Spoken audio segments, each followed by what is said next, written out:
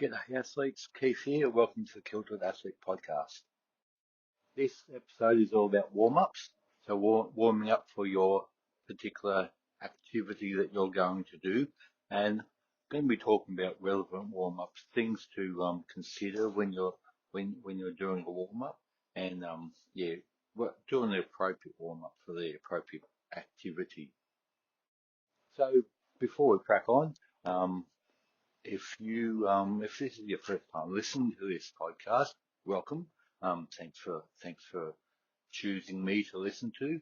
I do have like 53 other podcast episodes you can go back and check out. If you're a regular listener, welcome back to the podcast. If you haven't already done so, click the subscribe button, um, so that way you kind of get updated when I put out new podcast episode.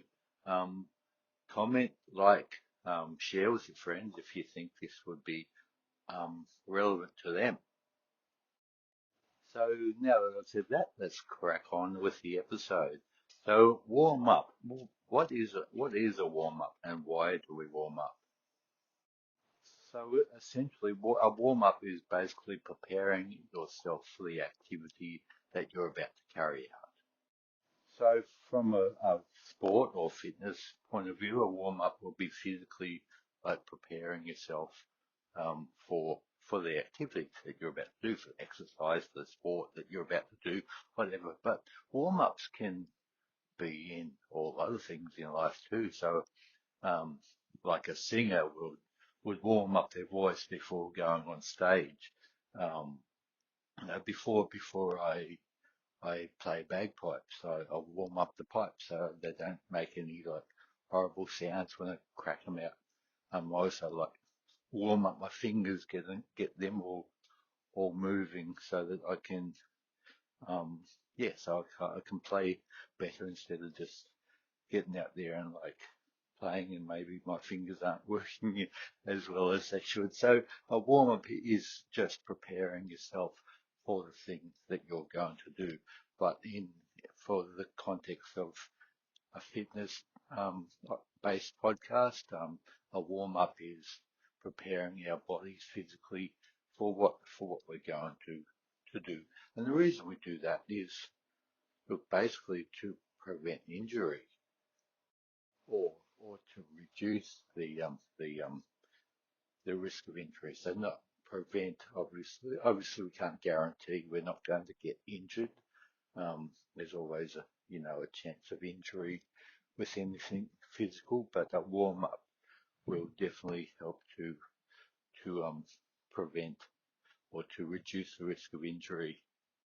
It's also going to help with your performance, going into, getting yourself prepared for what you're going to do is going to help with your performance. Just like your singer warming up before, a concert, your singer will warm up his or her vocal cords, go through some warm up exercises to, improve their performance so they're not coming out with a croaky voice or um or not sounding their best. They want to be obviously sounding at their best when they sing. Um, and not that I'm much of a singer. I do sing in the shower sometimes. But I don't think I'm a good singer. But I can understand, if the need for warming up those vocal cords. So just like that, like a warm up's going to help improve your performance for the activity you're going to do. It's going to help iron out those kinks. It's going to enhance your range of motion, especially if you're going to specifically targeting range of motion activities in your warm up, which I'll explain shortly. And mental preparation is going to help you like mentally prepare for what you're going to do. Now let's talk about considerations for your warm up, how to choose the activities that you're going to do for your warm up. And the big one here, and I kind of want to stress this a lot during this episode, is relevance. There seems to be like a lot of default warm-up exercises out there that aren't really relevant to the activity that you might be doing. There's one stretch in particular, one default stretch that people tend to do at the start of whatever activity they're doing. Um, is this arm across the body arm stretch thing where they bring one arm across the body, across the front of the body, um, push it through with the other arm, and it's kind of a stretch for the rear delts and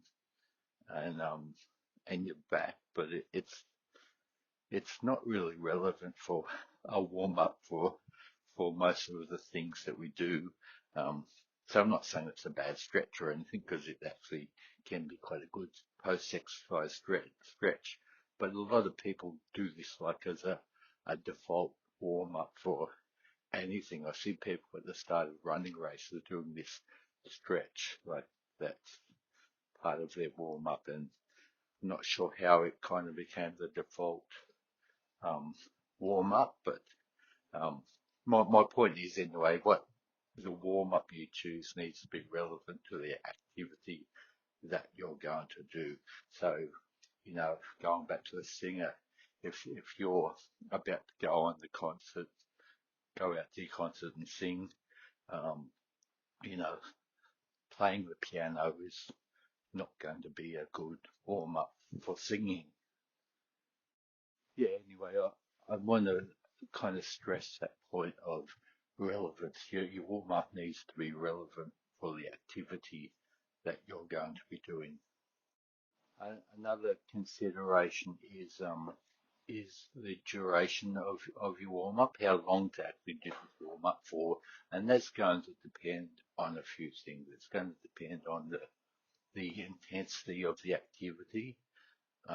It's going to depend on another couple other factors like is it cold? Is it cold outside? Are your muscles a lot colder than what they usually are? Or what is ideal?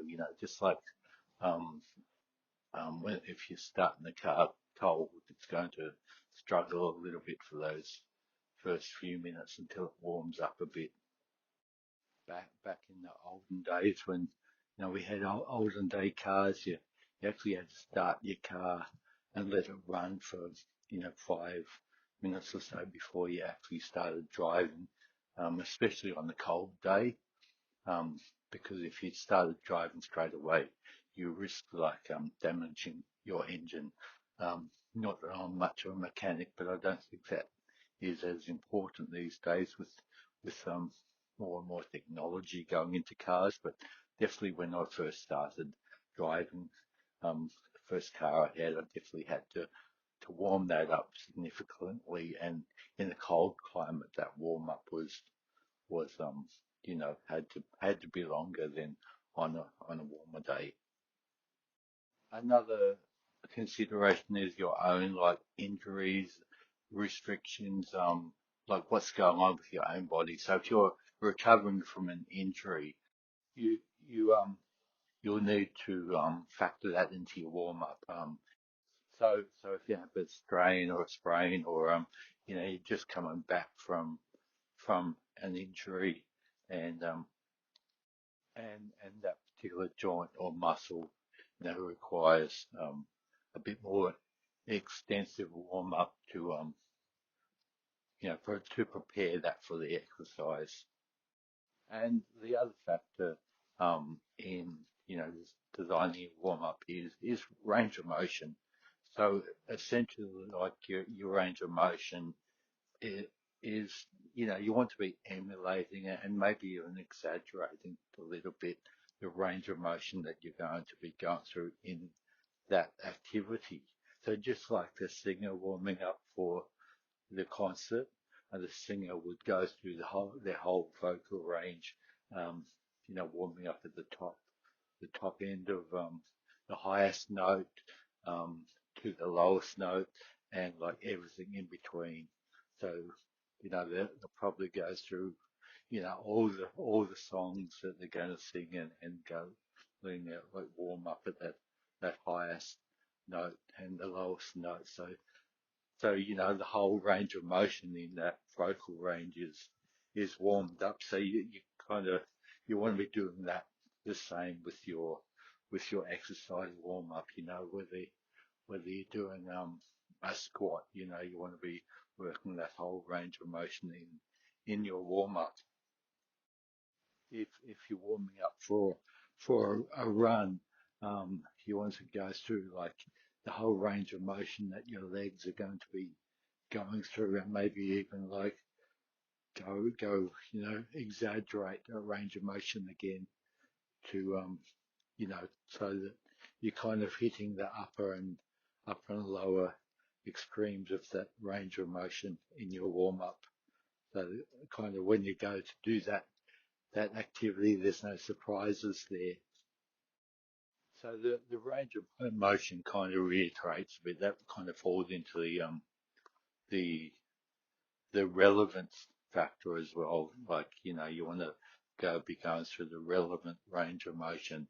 If I'm doing body weights, if I'm going to, say, for example, try to bench press a PB, and to warm up for that, I'm doing body weight squats. It's kind of not, it's not relevant, that's not going to warm up the range of motion of the muscles that I'm going to use for that bench press PB. Now let's talk about the phases of the warm up and how long we should actually be warming up for. So you want to start with a bit of a cardio-based um, warm up. It's just going to generally warm up your whole body, like just get your muscles warm, get your cardio system a bit warm, and this generally, give or take, will go for about 5 minutes. Um, if it's colder, you might want to extend this warm out for a bit longer. The whole purpose of this is so that you're not start beginning your exercise on cold muscles. You're preparing your muscles and your cardiovascular system for the work that's to come. Um, Obviously, if it's a freezing cold day, your warm up is going to need to take longer because it will take longer to get those um, muscles warmer. So where I used to live in a place called Gyra in the in the northern tablelands of New South Wales, and winter got quite cold. Got often, winter was quite often below 0 degrees Celsius, whatever that is in Fahrenheit. But it's freezing. That's below freezing, and that's when obviously getting out of bed and just going for a fast run to start with, you're probably going to injure yourself because your muscles aren't warm. So, your general like um, warm up is going to have to take longer if the weather's colder. Also, if you're recovering from an injury, so say for example, I had an Achilles injury 6 weeks ago, coming back into that, just to get that Achilles warmed up more, so that I, I don't injure it as soon as I first step out. That's going to take a lot longer, a lot more extensive warm up. So um, generally like walking a lot and then walking faster and breaking into a slow jog and things like that. Another thing that's going to affect the duration of this part of the warm up is the intensity of the activity you're going to do. So um, if you're doing a short, like higher intensity um, um, workout or race or whatever the activity is, say for example a sprint, it might be a 100-meter sprint, which is only really going to take 30 seconds or whatever. I don't know. I haven't done a 100-meter sprint for a while, so whatever time that takes, a very short amount of time, but there's a lot of explosive power in that short amount of time.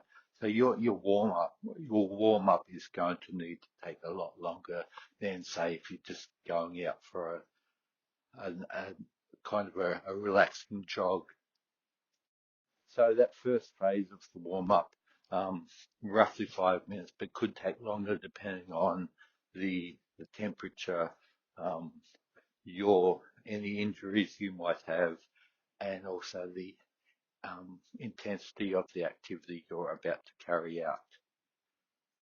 Now, if you're doing a weight session, for example, a lot of people will say, "Oh, I don't want to do cardio before weights," and I can kind of understand that a little bit, but it's you kind of still want to do something that's going to warm up all those muscles. So whether that's like walking on the treadmill for a few minutes, whether that's parking a couple of blocks away from the gym and walking to the gym, um, just kind of get something happening with your whole body to to generally warm up. So we're not doing in this phase. We're not doing specific muscle warm ups. We're just basically doing a general warm up at this stage. So maybe like walk around the block before you go to the gym, park a couple of blocks away, and as you're doing this, kind of get all your body muscles moving. So do like maybe swing your arms to an extreme, do some arm circles or something like that as you're walking to the gym. Um, what you don't want to do in this phase is like completely um, exhaust yourself for before you actually really start the activity. So, for example, if you are going to do a beep test, you don't want to completely exhaust yourself in your warm up and then like potentially not do very well on the beep test itself. So, you want to factor that in, that you don't completely exhaust yourself. You're just doing a general bit of a warm up to get the muscles moving, get the muscles like warm, so to reduce the risk of injury. And you want to be like increasing your heart rate too. So a good example is if you're going to do a fast run, um, whether that's a big test, whether that's a sprint, whether that's like your 5K park run, but you want to do it faster than you've ever done before. Um, it's kind of a good idea to pre-spike that heart rate. So in your warm up, you want to raise the heart rate up a bit, because if you just went into the activity um, and went flat stick from the start, your heart rate's going to spike, and then you're going to struggle to like bring that down during the activity. So now, for example, if you're doing a beep test, um, you'd start the beep test and then suddenly it's going to spike at about level 4 or so. Your heart rate's really going to spike.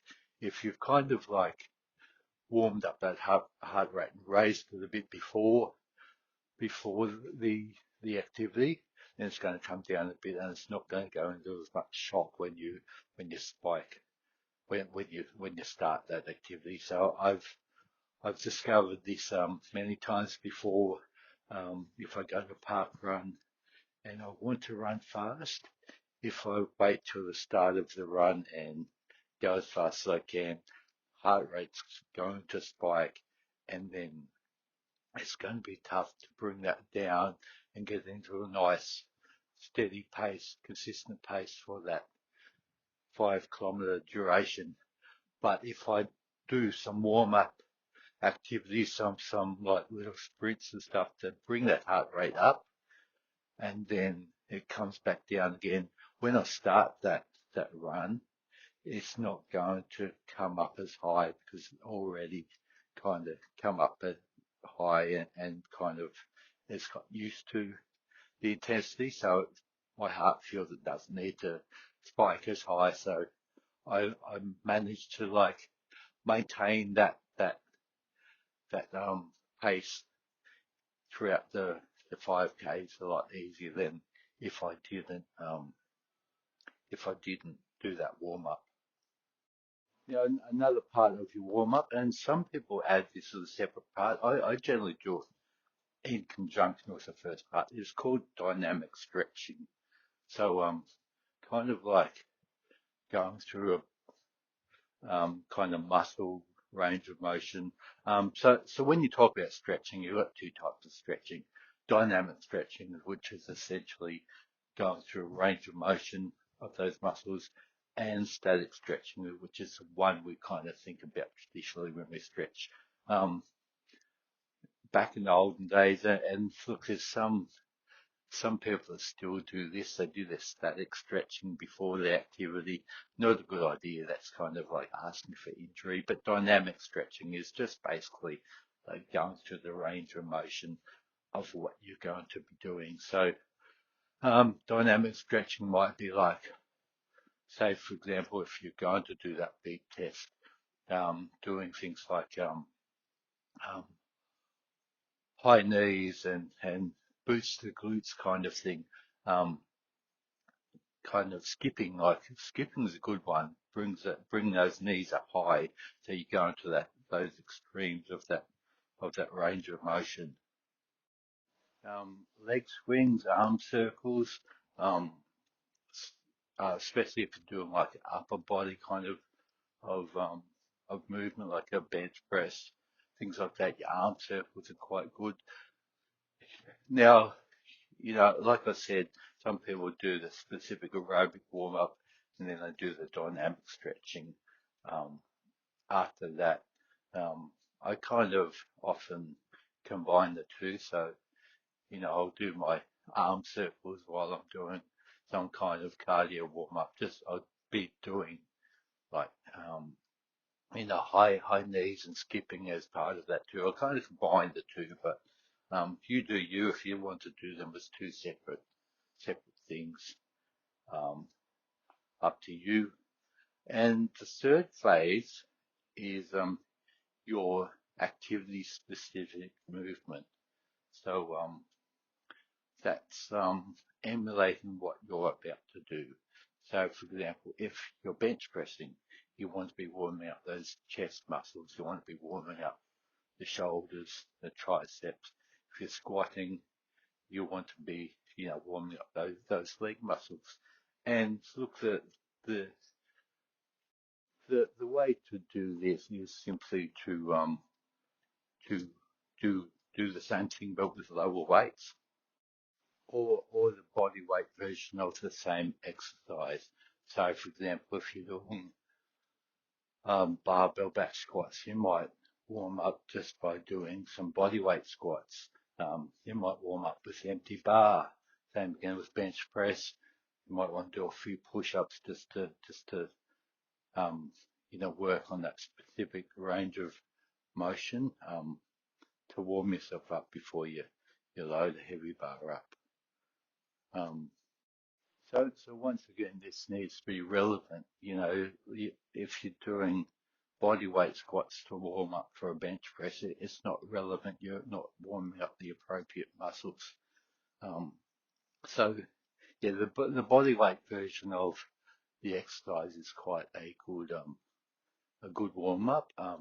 Or you might want to use lighter weights, empty bars, but essentially you're doing the same thing as you know you're going to be doing. Um, and it's also a good way to just know your technique, make sure you get that technique right before you start adding heavier weights. Now the duration of this is once again going to be dependent on a couple of factors, um, mainly the intensity of the effort that you're going to put in. So, for example, let's talk about the difference between a one rep max doing, reps for um, progressive overload. So 1 rep max you might be wanting to use in like powerlifting or Olympic lifting or something like that. It's where you just pick up as much weight as you can for that 1 rep. Um, so powerlifting, you've got your three lifts. You've got your squat, your bench press, and your deadlift.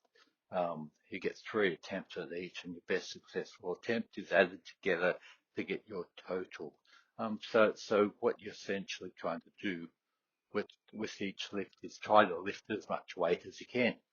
But obviously, walking up to a big heavy weight and just lifting, you're probably going to injure yourself. And I have seen this happen before when um, people people in the gym, somebody's deadlifting, 120, 130 kilos or so, and his mate just walks up um, without warming up and tries to pick up the same weight and just injures himself straight away. So, yeah, you definitely need to do a very extensive warm up for those one rep one rep maxes, but once again, you don't want to bust yourself for the competition. So you don't want to, if you're trying to go for, 140 kilo deadlift, you don't want to be warming up on 80, 100 kilos for reps because you're going to weaken yourself for the competition. So you kind of need to be doing that range of motion for reps, at much lower weights to warm up um, those muscles and decrease the chance of injury. Another factor to consider for those kinds of things is um, there could be like 10, 20 minutes in between your lifts. So you might have your lift and then there might be a few other people. Once you have your lift, other people have their lift, so you might have some downtime, and it's important that you stay warmed up during this downtime. Now compare that to just going to the gym for hypertrophy reasons, um, which is hypertrophy, building muscle. If you're going to the gym, you do like a warm up, and you gradually you might be getting heavier and heavier with each set. So you might do your warm up set and then do a couple more sets, 2 or 3 more sets or whatever your program is as heavier weights, but you might do like one warm up set at a nice low weight to get that range of motion, to get your technique good, and then go into your regular sets from there. So yeah, duration is definitely going to depend on the intensity of your activity. Same as if your composition is to do a sprint, a 100-meter sprint, um, your duration of your warm up is going to be a lot longer than if you were to be doing a long distance run. And the reason being is there's a lot more intensity, a lot more muscle activation, like explosive activation in the sprint than there is with a long distance run.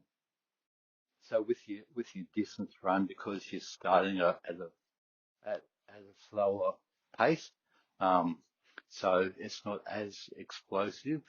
Um, so if you start as an explosive, very fast pace, your your chance of injury increases. If you're starting lifting lifting heavy, your chance of injury increases. So your warm up needs to be more extensive. So this phase of the warm up, the activity specific movements should take around 5 minutes. So all up, you're taking around 10 minutes for your warm up, um, a bit more if it's colder, a bit more if you've got like a pre-existing injury or recovering from an injury. So what I'm going to do now is talk about a couple of warm-ups for specific activities. Now, obviously I can't go through every single activity you're ever going to do, but I'm going to give a couple of activities for a warm up, for a couple of examples of warm ups for specific activities that I do regularly, and this should help you in kind of like working out your own warm up that you need, that you should be doing for your activity. So the three activities actually I'm going to choose are two running activities and one gym workout. So the two running activities, even though they're both running, the warm-up's going to be different for each, because one's going to be a long run. Um, so I'm going to say 10-kilometer run, and the other one is going to be a sprint. So a 200-meter sprint. So I'll just talk, and the third one is going to be a gym workout. So I'll just go to the 10K run first. I'll talk about the warm up for a 10K run. So the first thing I want to do for this is do my overall cardio kind of warm up. Now I don't really want to be busting myself cardio wise in this. I want to go and run 10K, so I don't want to like exhaust myself in this warm up. I just want to make sure that everything's kind of everything's fairly warm, and I've gone through the whole range of motion to risk the chance of to reduce the risk of injury. Um, so I'm going to start with you know a walk basically. Now you can kind of incorporate this into walking to the start point of your run. So if it's a race, for example, you might want to park half a kilometre away or so, or a kilometre away even, and actually incorporate that walk to the start as part of your warm up.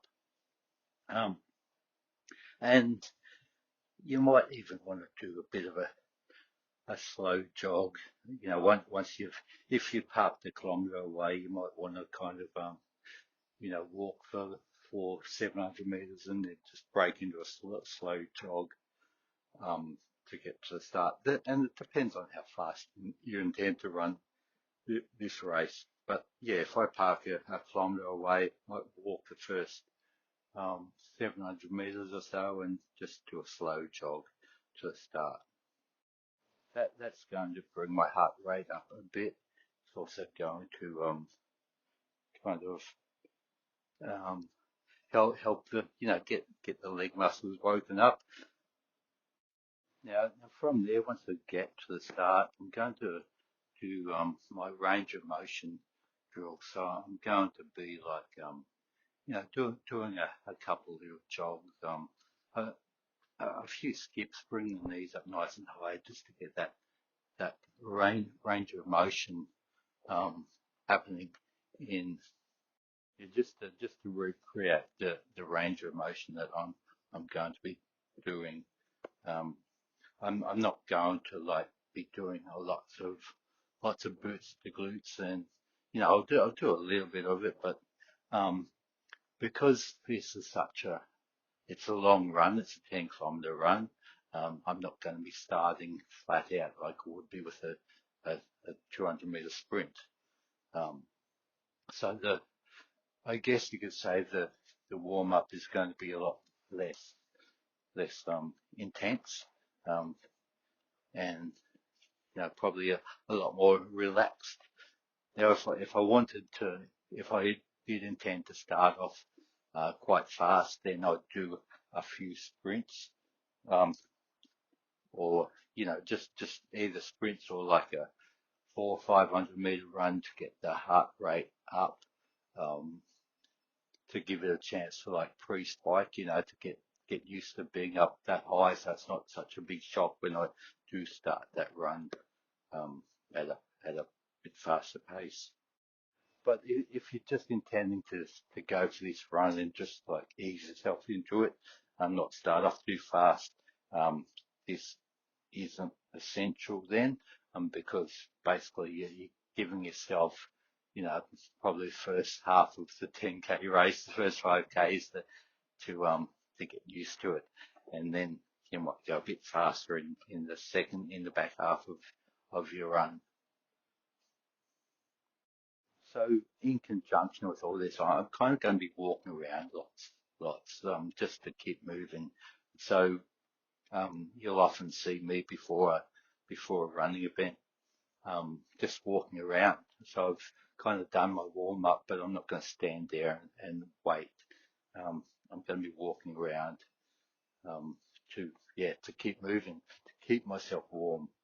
Now, compared to, let's go now to the 200-meter sprint. So the object of this race is to start off, as fast as you can.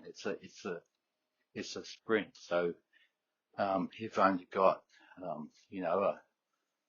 a couple of minutes, to do this sprint. So, you might be running 200 meters in like, I don't know, minute and a half or something.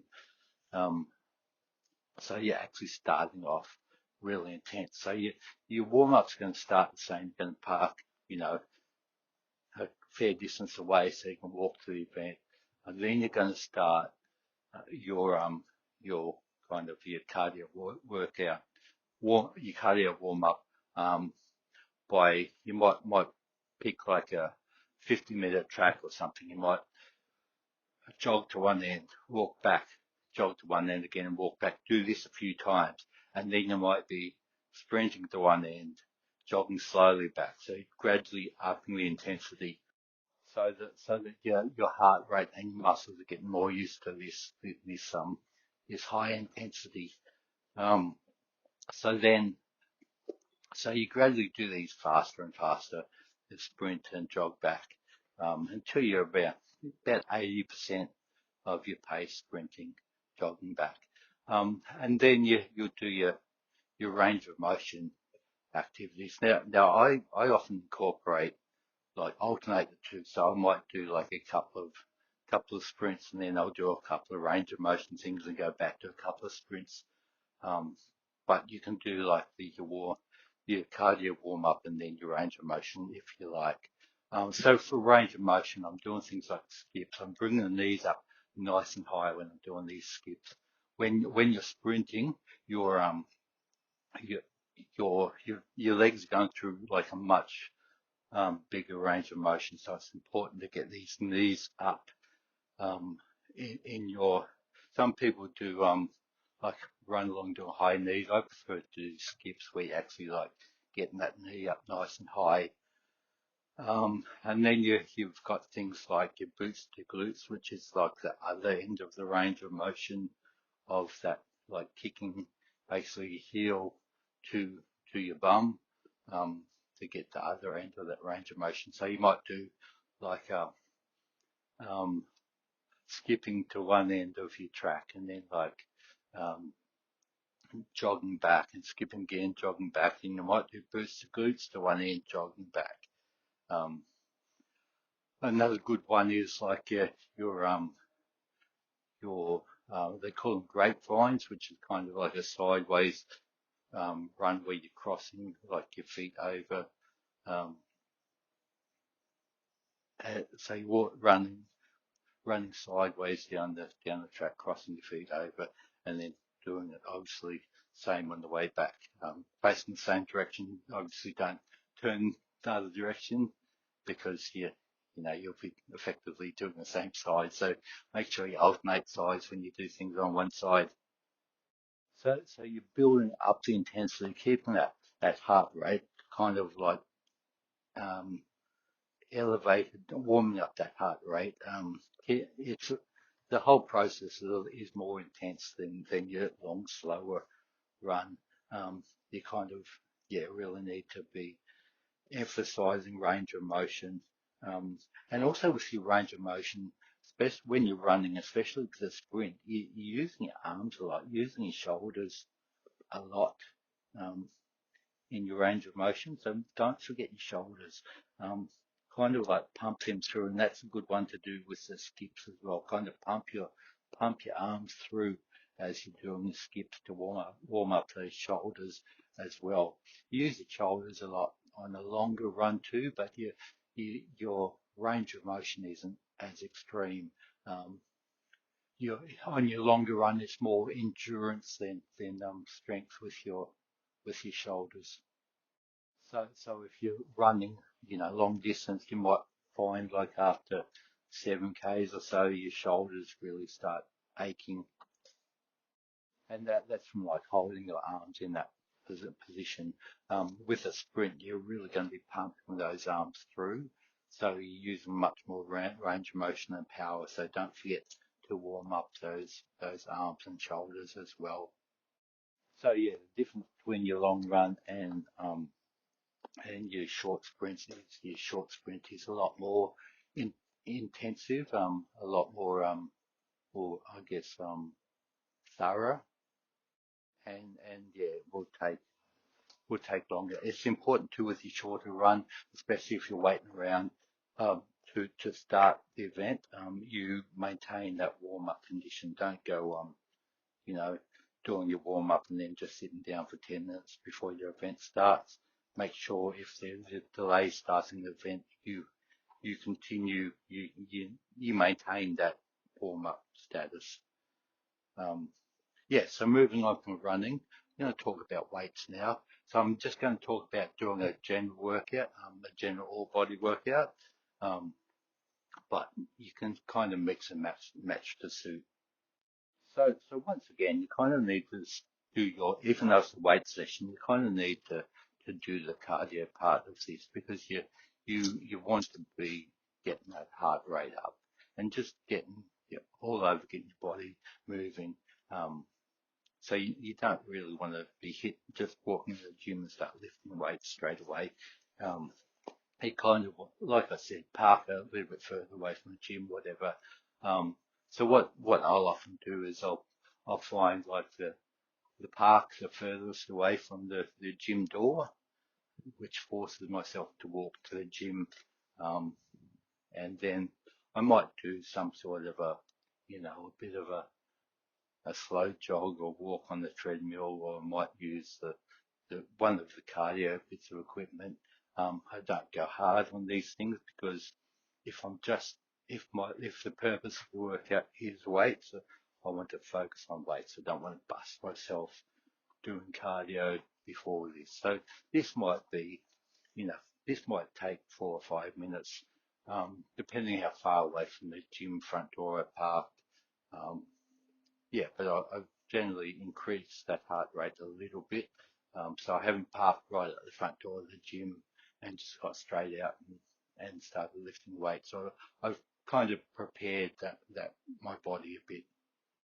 Now from here, I'll go through a range of motion and exercise specific um, warm ups, or what they call dynamic stretching. And it's a bit different from the running with this one because I don't do them all at once. I'll do that basically before each separate exercise. So I'll walk up to the squat rack if I'm going to squat, and I might do some leg swings, a couple of body weight squats, some hip rotations um, before I do the the squat, and then I'll like get the empty bar, do a couple more reps with that. So generally my first set is with the empty bar, and it's just a warm up set. I make sure my range of motion and my technique is good, and then I carry on with the heavier sets. So like I said, I'm not going to do the whole warm up right at the start, because if I warm up for them all, I do squats first, but then I'll go to bench press. It's a long time since I've warmed up for that, so I would do this before like each different exercise. So if I do squats first, then I'm going to, I'll do my leg swings, I'll do my hip rotations, I'll do my warm up with empty bar, then I'll go into my sets. And then once I do my sets of squats, I'll move on to the next exercise. If that's bench press, then I'll do my bench press warm up. So that might be some arm swings, some arm rotations, um, some in and outs, like getting that range of motion, and then I might do a couple of push-ups, which is the same range of motion. Um, then then do another set with the empty bar um, to warm up, and then I'll go on with my heavier sets. And I go through the same with every different exercise. So instead of doing the whole entire warm up at the start of the workout, I'll do the exercise specific warm up just before that particular exercise itself. So there you go, guys. I hope that helped kind of with a bit of clearing up a few things about warm-ups, why we do warm-ups and, specific warm-ups. I was actually going to do warm-up and cool down in the one episode, but this episode looked like it was going to be actually quite lengthy, so I'll do the cool down in another separate episode. Um, so once again, guys, thank you very much for listening. Don't forget, if you have any suggestions for episodes, let me know. Email me, kiltmanfitness@gmail.com. Pop a comment in the comment box. Follow me on Facebook or Instagram at kiltmanfitness. Actually, no, not Kilt Man Fitness, the Kilted Athlete podcast on Facebook and Instagram. Um, so yeah, once again, guys, thank you, and I'll talk to you next time. Bye.